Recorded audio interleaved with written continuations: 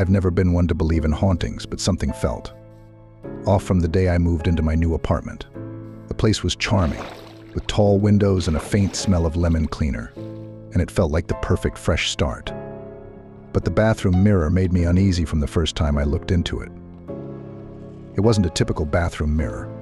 It looked older, with a dark stained wooden frame carved with swirling, almost skeletal patterns. The glass itself was slightly foggy, as if memories of the past were just beneath the surface, ready to seep through. It made me feel watched, as though it was hiding something.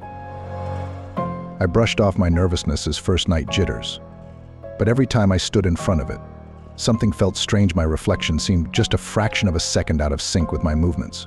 It was subtle, the kind of thing you can barely see unless you're looking for it, but it was there. I told myself I was imagining things, that it was just a trick of the dim lighting, but the feeling lingered. After a week, I couldn't ignore it anymore. One night, after watching a particularly eerie horror movie, I felt brave, or maybe reckless. I decided to test it. I turned off the bathroom lights and stared into the darkness, waiting, listening to the silence thicken. Then, quickly, I flicked the light back on, eyes locked on the mirror. For a split second, my reflection wasn't quite right. It was me, but my eyes were too dark, almost hollow, and my mouth was curved in a slight, chilling grin that I definitely hadn't made. As quickly as I noticed it, it was gone, and my own wide-eyed, confused expression stared back at me. I tried to laugh it off, but I couldn't shake the feeling that I hadn't just seen myself. That night, I went to bed with a queasy feeling twisting in my stomach. After that, I avoided looking directly into the mirror. I'd brush my teeth quickly, eyes averted, and kept my nighttime routine short. But one evening I found myself transfixed by the reflection once again, curiosity getting the better of my nerves. I leaned closer, peering at every shadowed corner, trying to catch even the smallest delay or flicker. Just as I was about to pull back, I saw a figure moving behind me, shadowy and thin, just at the edge of the reflection. Its hand was reaching, fingers stretching toward my shoulder with a sickening, slow-motion quality. My heart pounded as I spun around, but the bathroom was empty.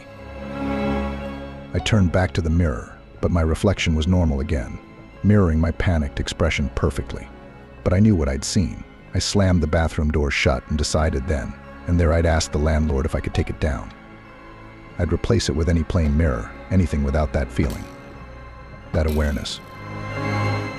That night I tried to sleep, but my mind kept racing, imagining that figure.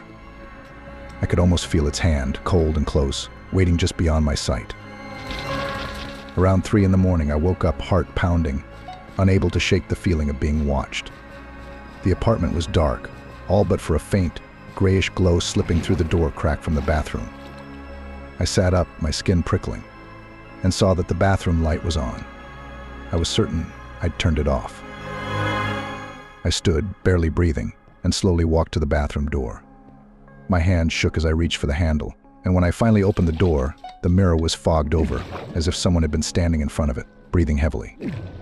But the room was ice cold. There, written in the fog, were faint letters, a message, scratched out as though by fingertips. "Leave now." I backed away, stumbling, my mind reeling with disbelief and dread. Before I could fully process it, the bathroom door slowly creaked shut by itself. I ran to the other side of the apartment, grabbing my keys and slipping out the front door, my heart racing in my chest. I didn't look back. I couldn't. The next morning, I returned with the landlord, insisting we take down the mirror. He seemed annoyed, but finally agreed to help. When we lifted it off the wall, a chill seeped from the plaster, sending goosebumps down my arms. Behind the mirror, scratched into the drywall in the same handwriting as the message, were 3 words. "He sees you." I moved out that day, and as I left, I couldn't help but glance back one last time. In the upstairs window, just barely visible, was the shadow of someone watching me go.